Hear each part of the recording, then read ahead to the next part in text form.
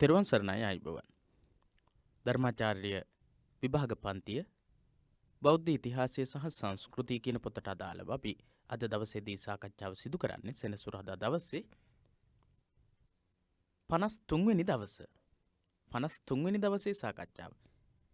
බෞද්ධ ඉතිහාසය සහ සංස්කෘතිය පොතට අදාළව සාකච්ඡා කරන 53 වෙනි දවස නෙවෙයි. ධර්මාචාර්ය විභාගයේ පවත්වන විභාගය සඳහා පන්තියේ පැවැත්වෙන 53 වෙනි දවස. මේ කොටසේදී අපි කතා කරන තොරතුරු සාකච්ඡා කරන්නට කලින් මුලින් අපි මතක් කරනවා අපේ පිරිවෙන දහම් පාසල අපේ YouTube නාලිකාව සමග එකතු වෙන්නට කියලා. පිරිවෙන දහම් පාසල කියන YouTube නාලිකාවට ගියාට පස්සේ මේ විදිහට ටයිප් කරලා බැලුවම ඔබට පුළුවන්කම තියෙනවා home playlist ඒ විදිහේ විස්තරයක් තියෙනවා. අන්න ඒකෙන් playlist කියන එක ඔබට තෝරගන්නට පුළුවන්. ඒකේ වෙනම මේ සාකච්ඡා කරන සියලු පාඩම් දාලා තියෙනවා අධ්‍යයන පහසුව සඳහා. හොඳයි, ඒ කාරණාවත් මතක තියාගෙන අපි අද දවසේ කතා කරන්න යන මාතෘකාව පරිච්ඡේදය අලුත් පරිච්ඡේදයක් අද කතා කරන්නේ. පරිච්ඡේදය තමයි 7 වෙනි පරිච්ඡේදය. මහායාන බුදු සමයේ මූලික ඉගැන්වීම.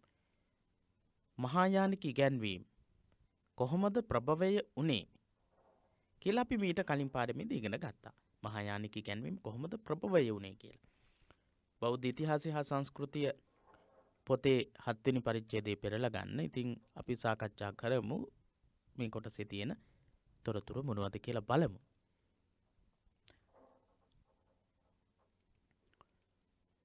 මෙන්න මෙහිමයි විස්තර සඳහන් වෙන්නේ. මේ පාඩමේ තියෙන තොරතුරුම අපි වෙන් කරලා විශේෂ දේවල් හඳුනා ගනිමු. ඒ වගේම නොතේරෙන තැන් සාකච්ඡා කරමු. එහෙම තමයි අපි දිගටම සාකච්ඡාව පවත්වාගෙන එන්නේ. සමාජය සහ ඒහා බැඳුණු සමාජ සංස්ථා කලින් කල විවිධ වෙනස් වීම් වලට භාජනය වෙයි. සාමාන්‍ය සමාජයත් එක්ක බැඳලා තියෙන සමාජ සංස්ථා තියෙනවා. ඒවා කාලින් කාලයට වෙනස් වෙනවා. හැමදාම එකම විදිහට පවතින්නේ නැහැ. බෞද්ධ භික්ෂු සමාජ සංස්ථාවත් අන්න එහෙම වෙනස් වෙලා තියෙනවා. අන්න ඒක තමයි මහායානය තුලින් පෙන්눔 කෙරෙන්නේ. ඒ දේශ වශයෙන්ද කාල වශයෙන්ද සිදුවේ. සාමාන්‍ය දේශ වශයෙන් කාල වශයෙන් සමාජ සංස්ථාවන් වෙනස් වීම දකින්න පුළුවන්. කාල විදිහට දේශ විදිහට. කාලය අනුව සමාජ සංස්ථා වෙනස් වෙනවා. දේශය අනුව කියන්නේ ප්‍රදේශය අනුව වෙනස් වෙනවා. එතකොට ආර්ථික, සමාජික, දේශපාලනික, සංස්කෘතික සහ ආගමික වශයෙන් මේ වෙනස්කම් හඳුනාගත හැකියි. ඒ සමාජ සංස්ථාවන් ආගමික, ආර්ථික සමාජ සංස්ථාවන්ගේ ආර්ථිකමය වශයෙන්, සමාජිකමය වශයෙන්, දේශපාලනික වෙනස් වීම, සංස්කෘතිකමය වෙනස් වීම, ආගමික වෙනස් වීම කියන ඒවා මොහොතක් පාසා මේ ලෝකේ වෙනස් වෙනවා. එකම විදිහට පවතින්නේ නැහැ. ආර්ථිකය ඉතා වේගෙන් වෙනස් වෙනවා. ඊට හාත්පසින් සමාජීය මේ හරපද්ධතියින් සමාජීය මේ දේවල් වෙනස් වෙනවා. දේශපාලනික තත්ත්වයන් වෙනස් වෙනවා. සංස්කෘතික ලක්ෂණ වෙනස් වෙනවා. පරිණාමයටපත් වෙනවා. ආගමික ඉගැන්වීම් ඒවත් එහෙමයි. තේරවාදී භික්ෂූන් වහන්සේලා විසින් ධර්ම සංගායනා පැවැත්වීමෙන් ප්‍රයත්න දරා ඇත්තේ දේශ වශයෙන් හා කාල වශයෙන් සිදු වූ වෙනස්කම් වලින් බුදුරජුන් විසින් පිහිටුවා වදාළ සංඝ සසුන ආරක්ෂා කර ගැනීමයි. තේරවාදී භික්ෂූන් වහන්සේලා උත්සාහ කළේ බුදුරජාණන් වහන්සේ විසින් ධර්මයේ විනය විදිහට දේශනා කරපු ධර්ම විනය කාරණාවන් වෙනස්කම් වලින් තොරව ඒ විදිහටම පවත්වාගෙන යන්න. බුදුරදුන් විසින් පිහිටුවා වදාළ සංඝ සසුන ආරක්ෂා කර ගැනීම තමයි අදහස වුණේ. ඒ සඳහා විනය නීති එකක්වත් වෙනස් නොකර දිගටම පවත්වාගෙන යා යුතුයි කියලා තේරවාදී භික්ෂුන් වහන්සේලා දැඩි අදහසක හිටියා. මීට කලින් සාකච්ඡා කරලා තියෙන පාඩම් වලට ඔබ සම්බන්ධ වෙලා තියෙන්නට ඕන මේ අපි කතා කරන කාරණාවන් තේරුම් ගන්නට. එහෙම නැත්නම් ඒ ගැන ආයෙත් අපිට මුල ඉඳලා කියලා දෙන්නට වෙනවා. එහෙනම් තේරවාදී භික්ෂුන් වහන්සේලා දැඩි විනයවාදී පිළිවෙතක් අනුගමනය කරපු බව අපි දන්නවා. එතකොට එහෙම දැඩි විනයවාදී අදහසක් දරන්න හේතුව මොකක්ද? බුදුරජාණන් වහන්සේ විසින් දේශනා කරන ලද ධර්ම විනයට අනුව ඒ වගේම බුදුරජාණන් වහන්සේ විසින් පිහිටුවා වදාළ සංඝ සසුන භික්ෂුන් වහන්සේලා ඒ විදිහටම ආරක්ෂා කරගෙන යෑම. එමෙන්ම බුදුරදුන් වදාළ ධර්ම විනය निराවුල්ව පවත්වාගෙන ආරක්ෂා කොට ගැනීමත් අදහසක් වුණා. ධර්මයයි විනයයි වෙනස් නොකර ඒ විදිහටම පවත්වාගෙන යෑමත් අදහසක් වුණා. මේ සඳහා දැරුණු අනල්ප උත්සාහය ශාසන ඉතිහාසයේ ප්‍රකට වේ.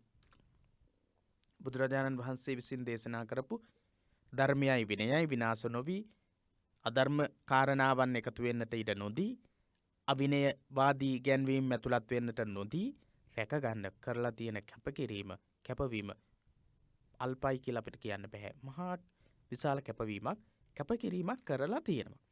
ඒ ප්‍රබල ප්‍රයත්නයේ ප්‍රතිඵල අපට දැකගත හැකියි. ඒකේ ප්‍රතිඵල අපිට අදත් දකින්න පුළුවන්.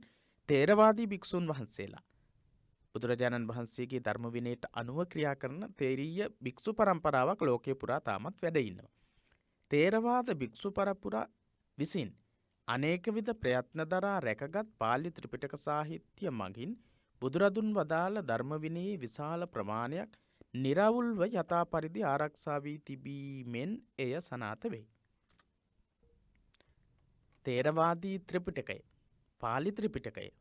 පාලි ත්‍රිපිටක සාහිත්‍යය තමයි තේරවාදී ත්‍රිපිටක සාහිත්‍යය. මේ පාලි ත්‍රිපිටක සාහිත්‍යය තුලින් අපිට පේන්න තියෙන ප්‍රධාන කාරණය මොකක්ද? බුදුරජාණන් වහන්සේ විසින් දේශනා කරපු ධර්ම විනය සෑහෙන ප්‍රමාණයක් නිරවුල්ව පවතිනවා. පස්සේ කාලේ තර්ක විතර්ක අනුව ගොඩනගලා විවිධාකාරයේ දාර්ශනික විග්‍රහයන් වලට විවරණ වලට යොමු කරලා එහෙම වෙනස් වෙලා නැහැ. පාලි ත්‍රිපිටක සාහිත්‍යය තුල තේරවාදී භික්ෂුන් වහන්සේලා විසින් පවත්වාගෙන එන ලද බුදුරජාණන් වහන්සේ විසින් පනවන ලද දේශනා කරන ලද ධර්ම විනය විශාල ප්‍රමාණයක් තියෙනවා. ඒකෙන් අපිට පැහැදිලි වෙනවා. ඉතා ශීඝ්‍රයෙන් වෙනස් වෙන ලෝකයක් තුල එහෙම වෙනස් නොවි යම් විදිහකින් හෝ ආරක්ෂා කරගන්න ධර්ම විනය ආරක්ෂා කරගන්න තේරීය භික්ෂුන් වහන්සේලා මහ කැපකිරීමක් කරලා තියෙනවා කියන එක අපිට අවිවාදයෙන් පිළිගන්න වෙනවා. තේරවාදී භික්ෂු පරපුර විසින් රැකගෙන පාලි ත්‍රිපිටකයේ විශාල ප්‍රමාණයක් බුදුරදුන් වදාළ ධර්මයේ නියෝජනය කරන බව මධ්‍යස්ථ විචාරකයෝ පිළිගනිති. මධ්‍යස්ථ විචාරකයෝ මහායානික අදහස් ගරු කරන හෝ එහෙම නැත්නම් තේරවාදී පිළිගැනීම් වලට වැඩි නැඹුරුවක් දක්වන නෙවෙයි මධ්‍යස්ථයි. ඒ අය තේරවාදී මතය හෝ මහායානික ඉගැන්වීම කියන දෙකටම වැඩිපුර අවධානයක් යොමු කරන්නේ නැහැ. මේ මධ්‍යස්ථ මතධාරීන් මේ අය ප්‍රකාශ කරනවා තේරවාදී භික්ෂු පරපුර විසින් රැකගෙන ආපු පාලි ත්‍රිපිටකයේ විශාල ප්‍රමාණයක් බුදුරජාණන් වහන්සේ විසින් දේශනා කරන ලද ධර්මයේ නියෝජනය වෙනවා කියලා ඇතුළත් වෙනවා කියලා. එසේ වත ඓතිහාසික වශයෙන් කාලීන අවශ්‍යතා පදනම් කොට ගනිමින් මහායාන බුදු සමයේ ප්‍රභවයලත් බව අපි දනිමු. කාලීන අවශ්‍යතා නිසා ඒ වුණත් පස්සේ කාලයේදී මහායානික ඉගැන්වීම ප්‍රභවය වුණා. මහායාන බුදු සමය පිළිබඳව සියුම්ව පරීක්ෂා කරන කල එහි පැනෙන ඉගැන්වීම් මූලික ශීර්ෂ 7කට කැටි කළ හැකිය. කාලීන අවශ්‍යතා අනුව විවිධ ආගමික සංශෝධන අවශ්‍යයි කියලා ඒ වගේම ලෝකයේත් එක්ක ආගමානුකූලව ගණදෙනුවක් සිද්ධ කරද්දී වෙනසකට පත්විය යුතුයි කියන අදහස් දරපු භික්ෂුන් වහන්සේලා අදහස් දරපු පඬිවරු මේ බුදුදහමේ තිබුණු තේරවාදීය පාලි සාහිත්‍ය තුලින් නිර්මාණය වෙලා තිබුණු ත්‍රිපිටකය වෙනස් කළා. වෙනස් වුණා. ඒ පාලි ත්‍රිපිටක සාහිත්‍ය තුලින් වෙනස් වෙච්ච ඒ වගේම නවීන ලෝකයට ගැළපෙන විදිහට නව අර්ථකථන එකතු කරමින් නිර්මාණශීලීව පඬිවරු විසින් බිහි කරන ලද සම්ප්‍රදාය මහායානික සම්ප්‍රදාය. මේ මහායානික සම්ප්‍රදායේ ඉගැන්වීම් කිහිපයක් තියෙනවා. අපි මීට කලින් පාඩමේදී කතා කළා මහා සාංගික මත විදිහට තිබුණු මහායානික ඉගැන්වීම තුලත් දකින්න තියෙන සංකල්ප කිහිපයක්. ඊට අමතරව මෙතනදී අපි කතා කරනවා මූලික ශීර්ෂ 7ක් යටතේ මහායානික ඉගැන්වීම. මහායානික ඉගැන්වීම් වල තියෙන ප්‍රධාන ඉගැන්වීම් ලක්ෂණ 7ක් අපි මෙතනදී කතා කරනවා. ඒ ඉගැන්වීම් වෙනත් නිකායවලට පොදු ඒවා නොවන්නට පුළුවනි. වෙනත් නිකායික ඉගැන්වීම් වලට තේරවාදී නිකායික ඉගැන්වීම් වලට පොදු දෙයක් නෙවෙයි වෙන්න පුළුවන්. එම ඉගැන්වීම් විකසිත වූයේ මහායානය තුළ බව මෙහිදී සඳහන් කළ හැකිය. වෙනත් නිකායන් වල ඒ වගේ ඉගැන්වීම් සමහර විට නැහැ. ඒවා විකසිත වෙලා තියෙන්නේ. ඒවා සංවර්ධනය වෙලා තියෙන්නේ ඇති වෙලා තියෙන්නේ. මහායානික ඉගැන්වීම තුළ පමණයි. සමහර ඉගැන්වීම්. අපි එක එක බලමු. පළවෙනි එක. මොකක්ද? බෝධිසත්ව සංකල්පය. මේ විදිහට වෙන් කරලා නැහැ. අපි වෙන් කරගෙන යමු. පොතේ ඒ විදිහට වෙන් කරලා නැහැ. මොකක්ද මහායානික සංකල්පයේ අපිට දකින්න ලැබෙන ප්‍රධාන සංකල්පය? එකක් බෝධිසත්ව සංකල්පය. බෝධිසත්ව කියන සංකල්පය එකක්. මේ බෝධිසත්ව කියන සංකල්පය ඉතා විචිත්‍ර විදිහට ගොඩනගලා තියෙනවා. ඒ ගැන අපි දැන් මේ කොටසේදී කතා කරමු. ඉතින් මහායානික ඉගැන්වීමේ දකින්න ලැබෙන ඉතාමත් අර්ථාන්විත ඉගැන්වීමක්. පරාර්ථ කාමී මිනිසුන් බිහි කිරීම සඳහා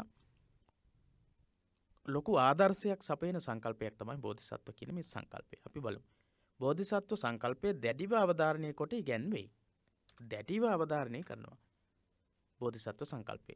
අපි සියලු දෙනාම බෝසත්වරු වෙමු. මහායානිකයන් කියන්නේ අපි හැමෝම බෝධිසත්වවරු කියලා. බුද්ධ යානයෙන් නිර්වාණ පද ප්‍රාප්තිය මහායානික ඉගැන්වීම වෙයි. බුද්ධ යානයෙන් තමයි නිර්වාණයට පත් වෙන්නේ. බුද්ධත්වයට පත් වෙලාමයි නිවනට පත් වෙන්නේ. තේරවාදී සම්ප්‍රදාය උගන්වන බුදු පසේ බුදු මහරහත් කියන මේ අවස්ථා තුන ගැන මේ අය කල්පනා කරන්නේ නැහැ. මහායානික ඉගැන්වීමේ තියෙන්නේ බුද්ධ යානය තුලින් විතරයි නිවන් අවබෝධ කරගන්නට ඕන කියලා. අපි සියලු දෙනා බුදු බව ලබන්නෙමු. අපි හැමෝම බුද්ධත්වයට පත් වෙමු. අපාර වූ මේ සසර කතර ගෙවා අප නිවන් දකින්නේ බුදු බව ලබාගෙනය. අපාර කියලා කියන්නේ පරතරක් නැහැ කියන එක. පරතරක් නැති, කෙලවරක් නැති මේ සසර ගමනේ අපි හැමෝම බුද්ධත්වයට පත් වෙලා නිවන් ලබනවා කියලා තමයි මහායානික ඉගැන්වීමේ සංකල්පය වෙන්නේ. එබැවින් මෙලව ජීවත් වෙන අප සියලු දෙනාම බුද්ධාංකුර වෙමු. බුද්ධාංකුර කියලා කියන්නේ බෝධිසත්වවරු. අපි හැමෝම බුද්ධාංකුර වෙමු. බෝධිසත්වයින් වහන්සේලා වෙමු කියලා තමයි කියන්නේ. මෙම බුද්ධාංකුර පරිණත වනස්පතීන් බවට පත් කිරීම සඳහා අපි බෝධිචර්යාවෙහි නිරත වෙමු. බෝධිචර්යාව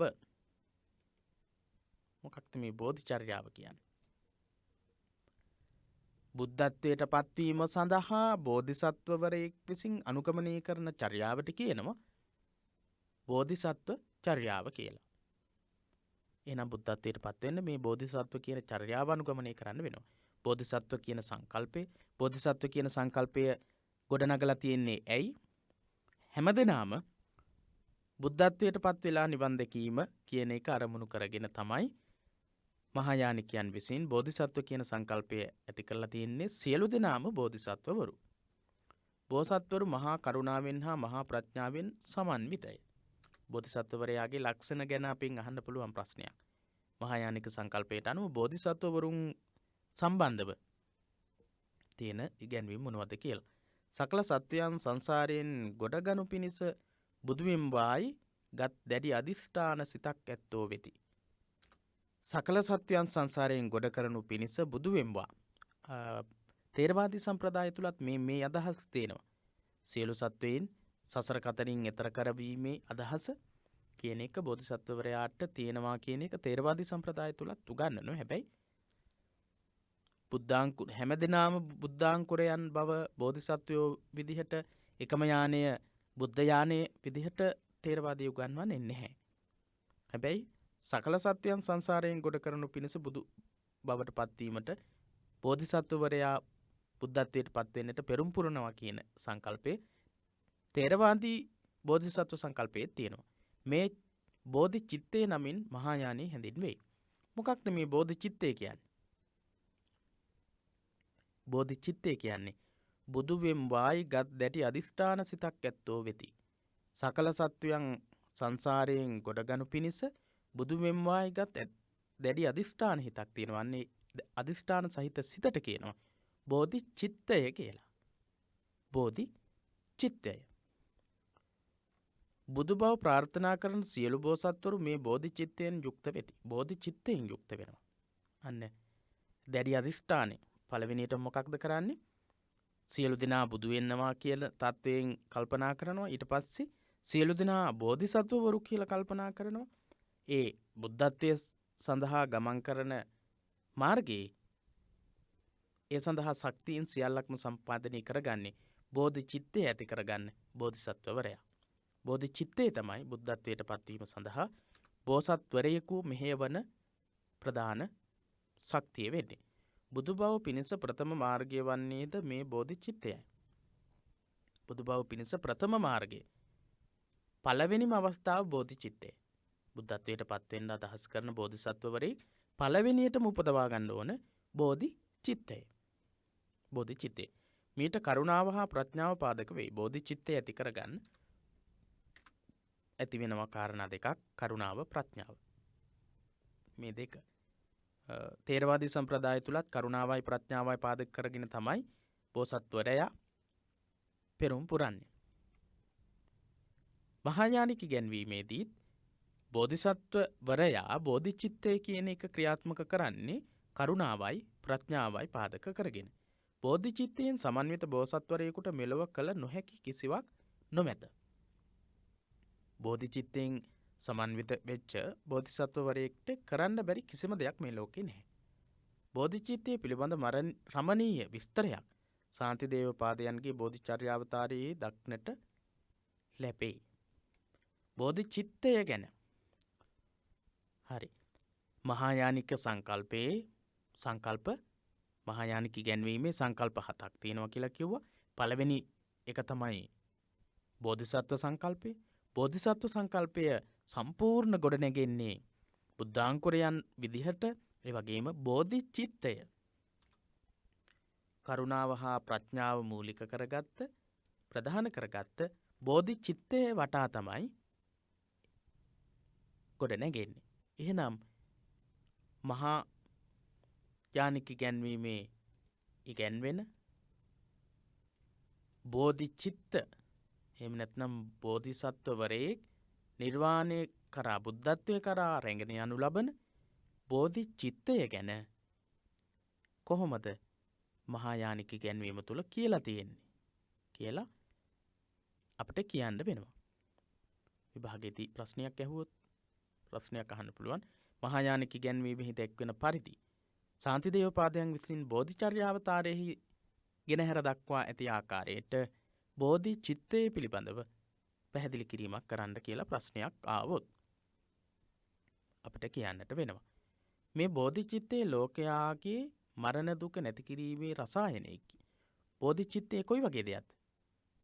ලෝකයාගේ මරණ දුක නැති කිරීමේ රසායනයක්. ඒ කියන්නේ ඉපදිච්ච අයව මැරෙන්නේ නැති තත්වයට පත් කරනවා කියන එකද? නැහැ. නැවත නැවත ඉපදෙමින් මැරෙමින් ගමන් කරන තත්ත්වය නැති කරනවා. කොහොමද? බෝධිචිත්තය තුලින් බුද්ධත්වයට පත් වෙලා නැවත නැවත සසර ඇවිදීමට හේතු වෙන සසර දුක ගැන අවබෝධ කරවනවා. අන්න ඒක තමයි මේ කියන්නේ. මේ බෝධිචිත්තේ ලෝකයාගේ මරණ දුක නැති කිරීමේ රසායනයක්. ලෝකයාගේ දුගී බව නසනක්ෂය නොවන නිධානයක්. ලෝකයාගේ දුගී බව නසන බුද්ධාදී උතුමන් වහන්සේලා ලෝකේ පහළ වුණාට පස්සේ ක්ෂය නොවන නිධානයක් විදිහට බුදුගුණ බලය ලෝකයේ තුල ක්‍රියාත්මක වෙනවා.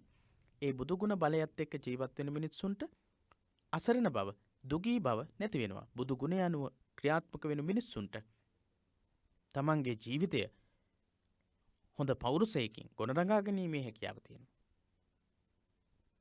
ලෝකයාගේ ව්‍යාධීන් සංසිඳුවන උතුම් බෙහෙතකි. මොකක්ද? බෝධිචිත්තය. ලෝකයාගේ ව්‍යාධි ලෙඩ සුව කරන උතුම් බෙහෙතක් වගේ. සංසාර නැමැති දීර්ඝ මාර්ගයේ ඇවිදින ලෝකයාගේ විඩා සංසිඳුවන වෘක්ෂයක් වගේ. විඩා සංසිඳවලා නිර්වාණය නැමැති මහා වෘක්ෂය සමීපයට අරගෙන යනවා. නැවත විඩාව ඇති වෙන්නේ නැහැ. බෝධිචිත්තයට තමයි මේවා ඔක්කොම කරන්න පුළුවන්. දුගති නැමැති මුහුදින් එතර කරන හේයින් සියලු මගීන් එතර වීමට සුදුසු ඒ දණ්ඩකි. දුගති නැමැති මුහුදින් එතර කරවනවා. නරක තිරිසන් ප්‍රේත අසුර ආදී මහා නරකයන්ගෙන් මුදවන නිසා ඒ දණ්ඩක් වගේ බෝධිචිත්තය කියන එක. ලෝකයාගේ කෙලෙස් නැමැති ග්‍රීස්මය සංසිඳුවන බෝධිචිත්ත නැමැති චන්ද්‍රයා උදාවිය.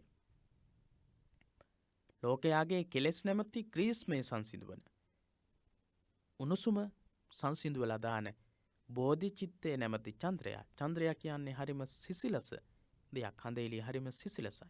බෝධිචිත්තය කියලා කියන්නේ චන්ද්‍රයා වගේ සිසිල කර තත්ත්වයක් විදිහට තමයි ශාන්ති දේවපාදයන් විසින් බෝධිචර්යාවතාරයේ මේ විදිහට දිගින් දිගට විස්තර කරලා තියෙන්නේ. ලෝකයාගේ මෝහාන්ධකාරයේ දුරින් දුරලන මහා සූර්යයෙකි. මෝහාන්ධකාරයේ දුරින්ම දුරු කරලා දාන මොකක්ද? සූර්යයෙක් වගේ. සද්ධර්ම නැමැති කිරි මුහුද කැළතීමෙන් හටගත් වෙඬරු පිඬකි. සද්ධර්ම නැමැති කිරි මුහුද කැළතීමෙන් ඇතිවෙච්ච වෙඬරු පිඬක් විදිහටත් කියන බෝධිචිත්තය. සසර නැමැති දීර්ඝ මාර්ගයේ හැසිරෙන සැප බොජුන් අනුභව කරනු කැමැතිව සාදුකින් පෙළෙන්නන්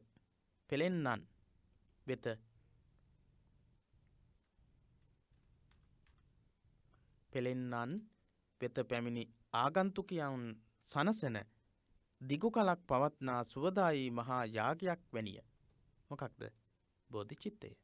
මේ විදිහේ බෝධිචිත්තය ගැන ගොඩාක් විස්තර කරලා තියෙනවා. ඔබට කෙටි සටහනක් ලියා ගන්න පුළුවන් බෝධිචිත්තේ ශාන්තිදේව පාදයන් විසින් පඬිවරයා විසින් කොහොමද විස්තර කරලා තියෙන්නේ කියලා.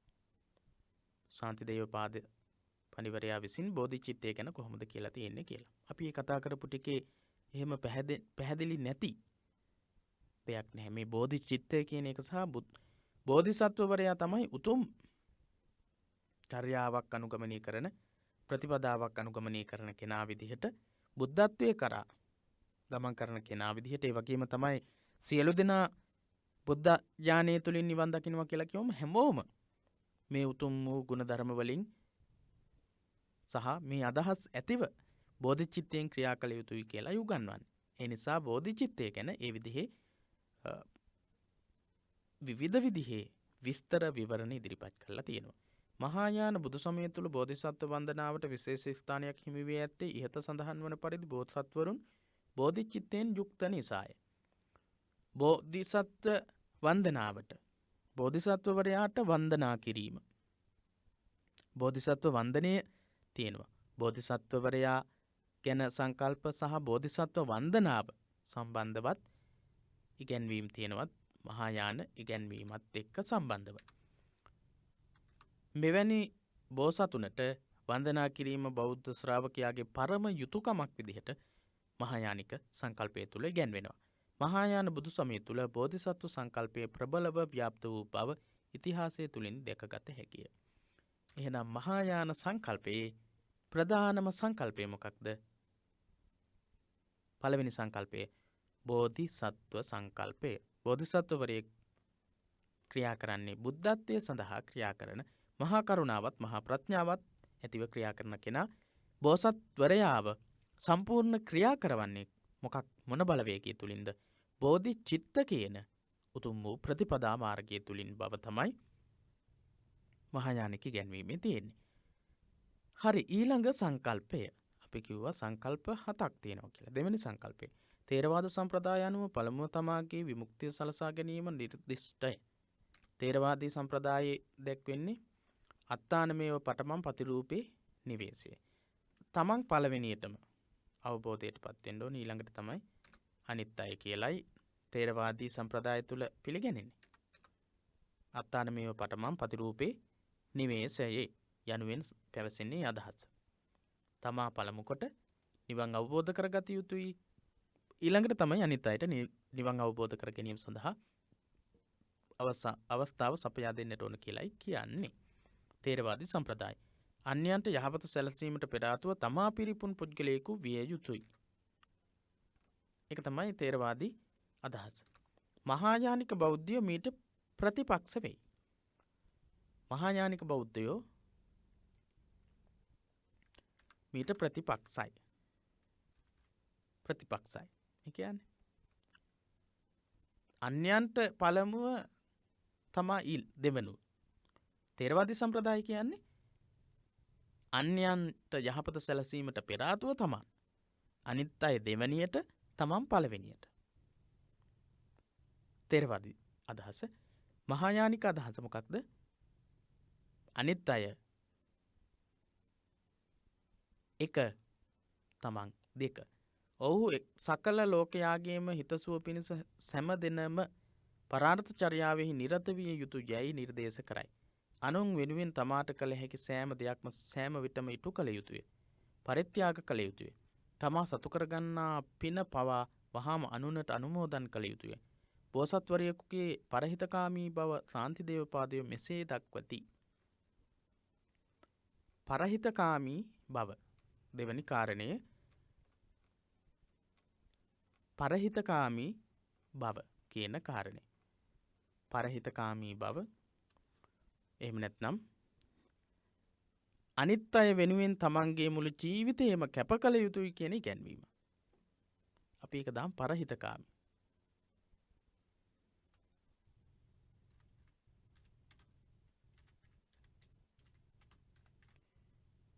පරහිතකාමී බව එකක්. පරම පරහිතකාමී බව කියන්නේ තමන්ගේ ජීවිතයම පරදුවට තියලා ක්‍රියා කරන්නට ඕන කියලයි මහායානික ඉගැන්වීමේ කියන්නේ. අපි ඒ ගැන බලමු මේ ශාන්තිදේවපාදයන් බෝධිචර්ය අවතාරයේ දක්වලා තියෙන විදිහට. මම අසරණයන්ට සරණ වෙමි. මඟ පිළිපන්න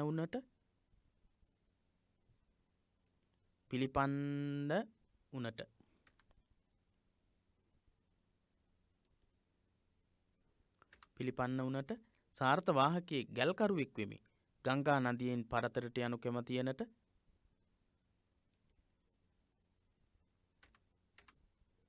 නැවක් වෙමි. එතරවනු කැමතියනට හෙයක් ඒ දණ්ඩක් වෙමි.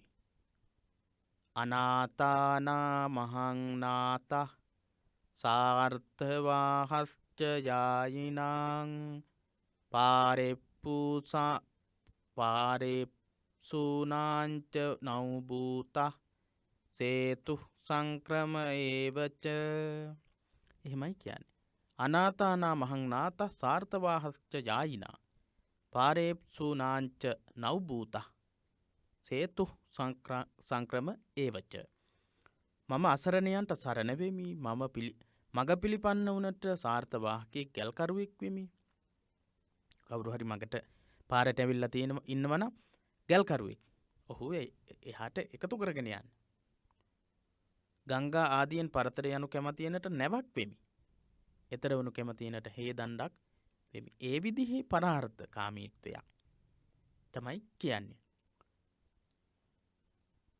ගැල්කරුවෙක් වගේ ගංගා ආදීන් එතර කරන අයට නැවක් වගේ වෙනවා. එතර වනු කැමති අයට ඒ දණ්ඩක් වෙනවා. ඒ වගේ බෝධි චර්යාවට අනුව පරාර්ථයෙහි යෙදෙන්නට ඕන. මේ කතා කරන්නේ අපි බෝධි චිත්තය ගැන නෙමෙයි, පරාර්ථකාමීත්වය. බෝධිසත්ව සංකල්පය තුල, මහායානික බෝධිසත්ව සංකල්පය තුල පරහිතකාමීත්වය ගැන දක්වලා තියෙන විදිහ තමයි මේ කතා කරන්නේ. අඳුරෙහි සිටින සියල්ලනුන්ට පහනක් වෙමි. සැතපෙනු කැමතියනට යහනක් වෙමි. දාසයන් කැමතියනට දාසියෙක් වෙමි. සියලු දෙනාට සිතුමින රුවණක්, පත්‍ර ගටයක්, සිද්ධ මන්ත්‍රයක්, මහා ඖෂධයක්, කල්ප වෘක්ෂයක්, කාමධේනුවක් වන්නෙමි. එහෙම තමයි සඳහන් වෙන්නේ. ඔව්. දීපාර්තිනා මහං දීපः සස්‍යාර්තිනා මහං දාසාර්තිනා මහං දාසෝ භවේයාං සර්වදේහිනම්. පොතේ යටින් දාලා තියෙනවා. ඒ කොටස තමයි අපි මේ උඩට අරගෙන කතා කරන්නේ. පොතේ තියෙන්නේ මේ සිංහල අදහස් විතරයි. ඒ ශ්ලෝකයට අනුව අපි මේ අදහස් කතා කරන්නේ. අපින් ඇහුවොත් එහෙම මහායානික සම්ප්‍රදාය තුළ උගන්වන පරම පරහිතකාමීත්වය සාන්තිදේවපාදයන් විසින් බෝධිචර්යාවතාරයේ කොහොමද විස්තර කරලා තියෙන්නේ කියලා ඇහුවොත් අපිට මේ විස්තර කරන්නට පුළුවන්. මේ කොටස් වලින් ඔබට පුළුවන් නම් කිහිපයක් හෝ මතක තියාගන්න. මෙන්න මේ විදිහට කියලා තියෙනවා කියලා පිළිතුර සාර්ථකයි සම්පූර්ණයි. එතකොට මේ අදහසුත් වැදගත්. ඒ වගේම මේ පාඩත් ඔබට පුළුවන් නම් උත්සාහ කරන්න එකක් දෙකක් හෝ මතක තබා ගන්න. අඳුරෙහි සිටින සියල්ල වුණට පහනක් වෙමි, සැතපෙනු කැමතියනට යහනක් වෙමි, දාසයන් කැමතියනට දාසයෙක් වෙමි. අන්න එහෙම ඉගැන්වීමක් තමයි තියෙන්නේ. ඊළඟට සියලු දෙනාට සිතුමින රුවණක්, භද්‍රකටයක්, සිද්ධ මන්ත්‍රයක්, මහා ඖෂධයක්, කල්ප වෘක්ෂයක්, කාම දේනුවක් වන්නේ. චින්තාමණී භද්‍රගට සිද්ධ විද්‍යා මහෞෂධි පවේයං කල්ප වෘක්ෂස්ච කාමදේනුස්ච දේහිනාම්. ඒ විදිහට සියලු දෙනාට සිතුමින රුවණක්, භද්‍රකටයක්, සිද්ධ මන්ත්‍රයක්, මහා ඖෂධයක්, කල්ප වෘක්ෂයක්, කාම දේනුවක්, එහෙම තමයි කියලා තියෙන්නේ. මේ අපි කතා කරන්නේ බෝධිසත්වවරයාගේ පරහිතකාමී ස්වභාවය. පරම පරහිතකාමීව ක්‍රියා කරන බෝධිසත්වවරයා. පුරාතන මහා බෝධිසත්වයන් විසින් බුදුවෙම්වයි යන බෝධිචිත්තේ යම්සේ දරන ලද්දේද ඒ බෝධිසත්වවරයෝ බෝධිසත්ව ශික්ෂාවෙහි අනුපිළිවෙලින්ම සිටියාහුය. එසේම මමද ලෝවැඩ පිණිස ඒ බෝධිචිත්තයේ උපදවමි. ඒ බෝධිසත්වවරයන් මෙන්ම බෝධිසත්ව ශික්ෂාවෙන් පිළිවෙලින් පුරුදු කරමි. මහායානික ශ්‍රාවකයාගේ ආගමික ජීවිතය ආචාරාත්මක නීති සමුදායකින් ගහන වෙයි. ඒ සියල්ලෙහිම අභිමතාර්ථයේ වී ඇත්තේ පරාර්ථ චර්යාවට කැප වූ ජීවිතයට නැඹුරු වීමකි. එබැවින් මහායානික බෞද්ධයෝ අත්වැඩ පිටු දෙක පරවැඩ සඳහා කැප වූ ජීවිතයක් ගෙවති. මේ හැම එකකින්ම කියවෙන්නේ පැරණි බෝධිසත්වවරයන් විසිනුත් බුදු වේවා කියලා අදහස ඇති කරගෙන බෝධිචිත්තයේ යම්සේ දරුවාද ඒ විදිහට මමත් බෝධිචිත්තය දරමින් බෝධි සත්ව ශික්ෂා සමුච්චය කියන එකේ තියෙන්නේ බෝධිසත්වවරයෙක් විසින් ශික්ෂාව ඇති කරගත යුතු විදිහ ගැන. ඒ ගැන කතා කරනවා. එතකොට ඒ විදිහට ආදර්ශ සම්පන්නව පරහිතකාමීව බෝධිසත්වවරයා ක්‍රියා කළ යුතු ආකාරය ගැන තමයි මෙතනදී දිගින් දිගට කතා කරන්නේ දෙවනි සංකල්පයේ විදිහට.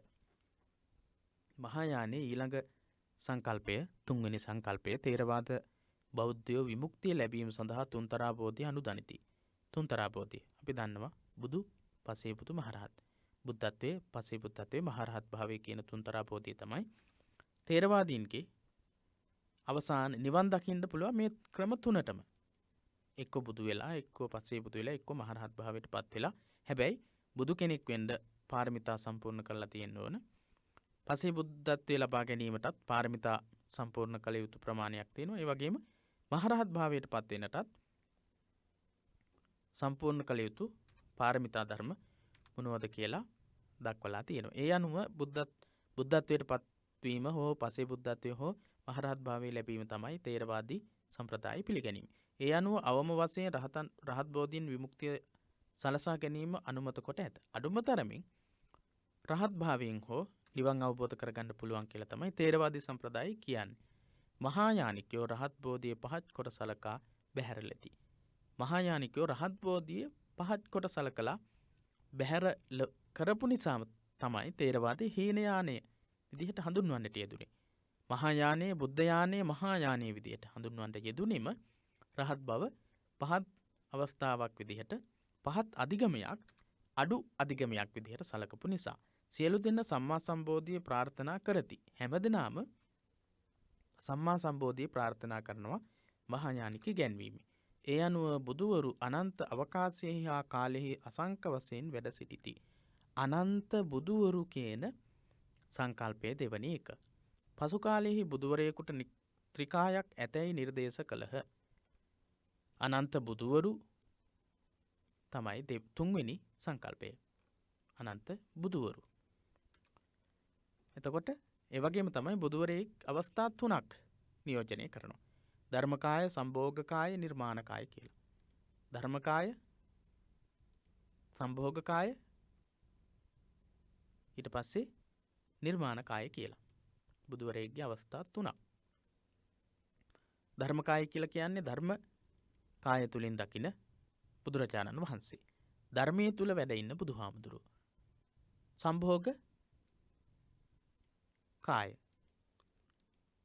ඊළඟට නිර්මාණ කාය. නිර්මාණය කරගන්න කාය. නිර්මාණය කරගන්න කාය කියලා අවස්ථා 3ක් තියෙනවා කියලා උගන්වනවා මහායානික ඉගැන්වීමේ. ත්‍රිකාය සිද්ධාන්තයේ බුද්ධ ස්වභාවයේ විවරණය කිරීමෙහිලා ඉතා වැදගත්ය. ත්‍රිකාය කියන සිද්ධාන්තයේ බුද්ධ කියන ස්වභාවය විවරණය කරනකොට ගොඩක් වැදගත් වෙනවා. ත්‍රිකාය කියන සංකල්පය. මේ සංකල්ප 3 ගැන අපි වැඩිදුර කතා කරන්නට අදහස් කරන්නේ නැහැ. මම ලින්ක් එකක් යටින් දාන්නම්. මේ වීඩියෝ පාඩමට යටින් ලින්ක් එකක් දාලා තියන්නම්. එතකොට බලන්නට පුළුවන් කියවලා මොකක්ද මේ ත්‍රිකාය සංකල්පය කියලා. ඒ සංකල්පය මොකක්ද කියලා දැනගන්නට පුළුවන්. එතකොට ධර්මකාය කියලා කියන්නේ කෙටියෙන් කියලා දුන්නොත් බුදුරජාණන් වහන්සේගේ නියම ස්වરૂපය. උන්වහන්සේ යථාර්ථ වශයෙන් තත්වාකාරයෙන් තථාගත කියන තත්වයෙන් පවතින අවස්ථාව ධර්මකාය කියලා කියනවා. ඊළඟට සම්භෝගකාය කියලා කියන්නේ ධර්මකාය කියන එකේම ඊළඟ අවස්ථාවක්. සම්භෝගකාය කියන අවස්ථාවෙන් තමයි අනිත් බෝධිසත්වයින් වහන්සේලා සියලු දෙනාටම ආශිර්වාද කරමින්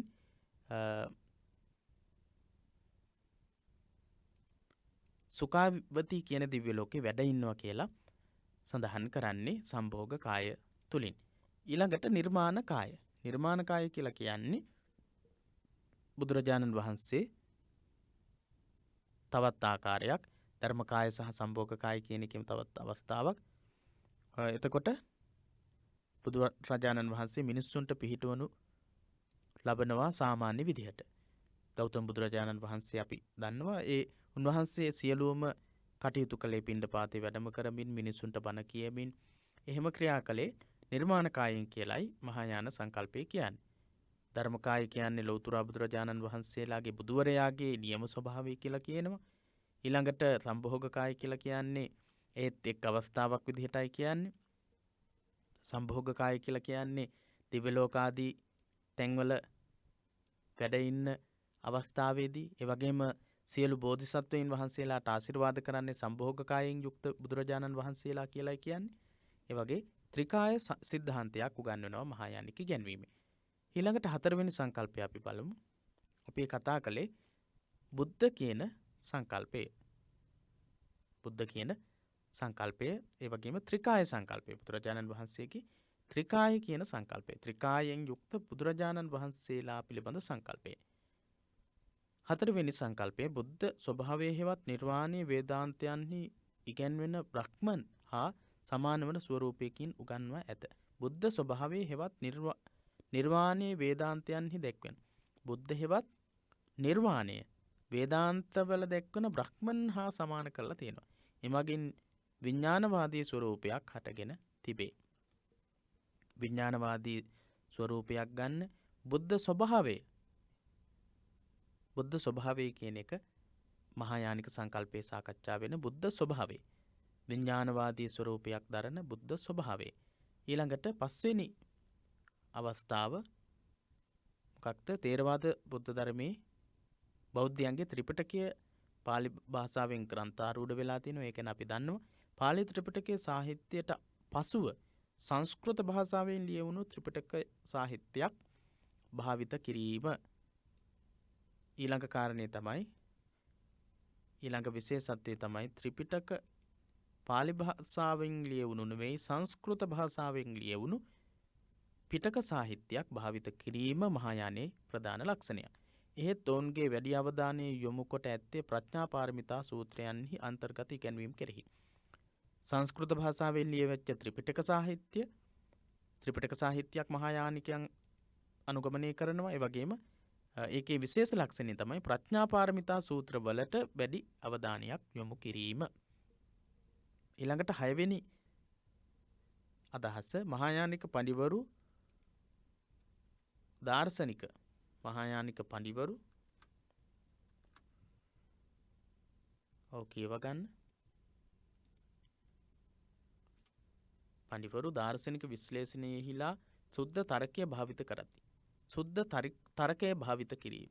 සුද්ධ වූ තර්කය භාවිත කරනවා. ඒ මගින් අතිශය ගම්භීර ධර්ම විශ්ලේෂණ ඉදිරිපත් කිරීම සුද්ධ තර්කය තුලින් ගම්භීර වූ ධර්ම විශ්ලේෂණ ඉදිරිපත් කිරීම. එහෙත් ආගමික ජීවිතයේ විශේෂහිලා ගත්තොම සරල ක්‍රම තමයි අනුගමනය කරලා තියෙන්නේ. සුද්ධ තර්කය භාවිත කරනවා.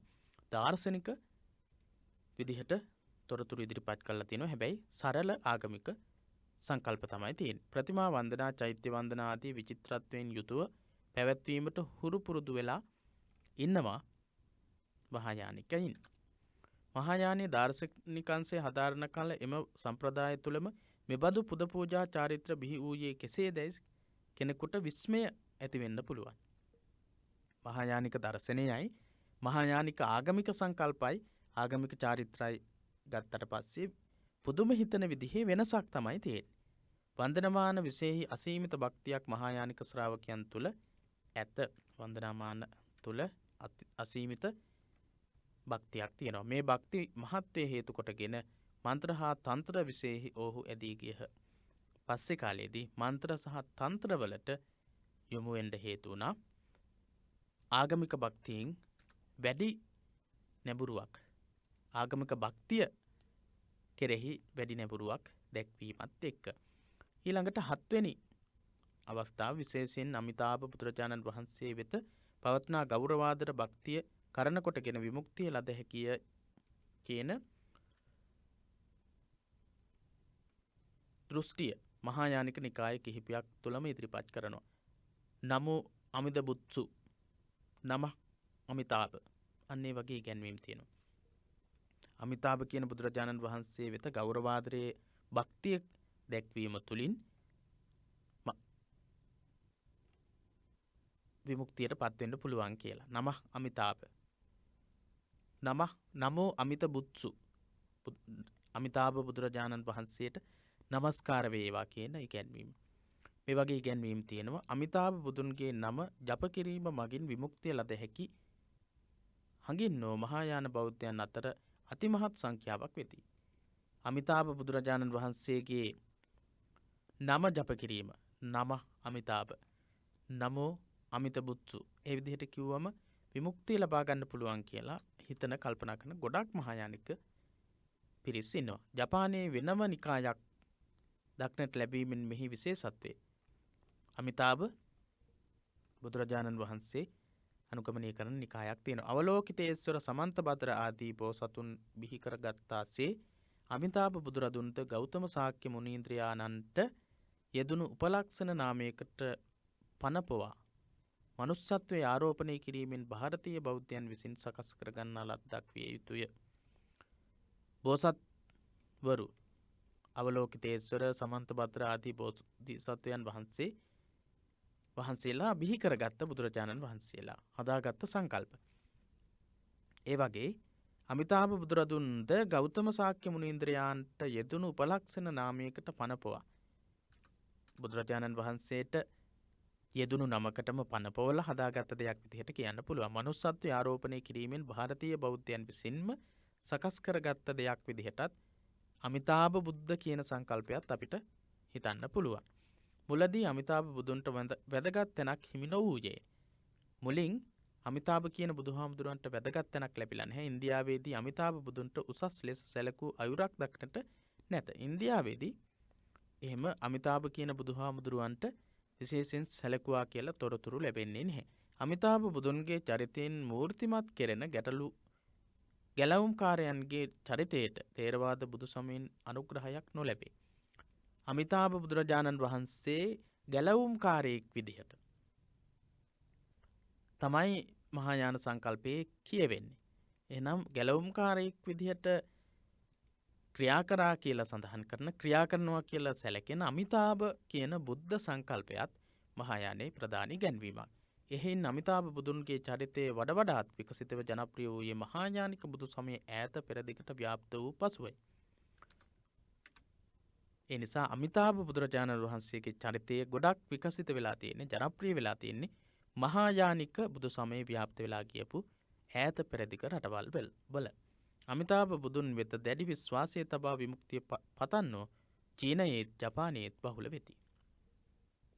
අමිතාභ බුදුරජාණන් වහන්සේ කෙරෙහි දැඩි විශ්වාසය තියලා කටයුතු කරන අය චීනය සහ ජපානය කියන රටවල් දෙකේම බහුලව දකින්නට පුළුවන්කම හැකියාව තියෙනවා. හොඳයි. අද දවසේ මං ප්‍රශ්නයක් ලබා දෙනවා. ප්‍රශ්නය තමයි මහායානික ඉගැන්වීම තුළ දක්නට ලැබෙන ප්‍රධාන සංකල්ප මොනවාද? මහායානික ඉගැන්වීමෙහි දක්නට ලැබෙන ප්‍රධාන සංකල්ප මොනවාද? මං අද කියලා දුන්නා. ඒවා ඇසුරින් පිළිතුරක් විස්තරාත්මක පිළිතුරක් නෙමෙයි. මෙන්න මේ වගේ සංකල්පයක් තියෙනවා, මේ වගේ සංකල්පයක් තියෙනවා කියලා සංකල්ප ටික නම් කරලා දැක්වීම තමයි කරන්නට තියෙන්නේ. මේ පාඩම තේරුම් ගැනීමට ඒක ඔබට ගොඩක් වැදගත් වේවි.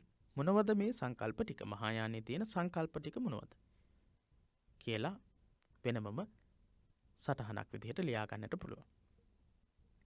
හොඳයි, එහෙමනම් හෙට දවසේදී සමාජ දර්ශනයේ පොතට අදාළ තොරතුරු අපි සාකච්ඡා කරන්නට බලාපොරොත්තු වෙනවා. එහෙමනම් අද දවසේ සාකච්ඡාව ධර්මාචාර්ය විභාග පන්තියෙන් බෞද්ධ ඉතිහාසය හා සංස්කෘතිය පොතට අදාළව 53 වෙනි දවසේ සාකච්ඡාව ධර්මාචාර්ය විභාග පන්ති 53 වෙනි දවස කතා කළේ බෞද්ධ ඉතිහාසය හා සංස්කෘතිය පොතට අදාළ 7 වෙනි පරිච්ඡේදයේ විස්තර. මහායානික සංකල්ප මොනවද කියලා. එහෙනම් පිරිවෙන දහම් පාසල අපේ සියලු සම්බන්ධතා සමගින් අද පාඩමෙන් සමුගන්නවා. තෙරුවන් සරණ ප්‍රාර්ථනා කරමි.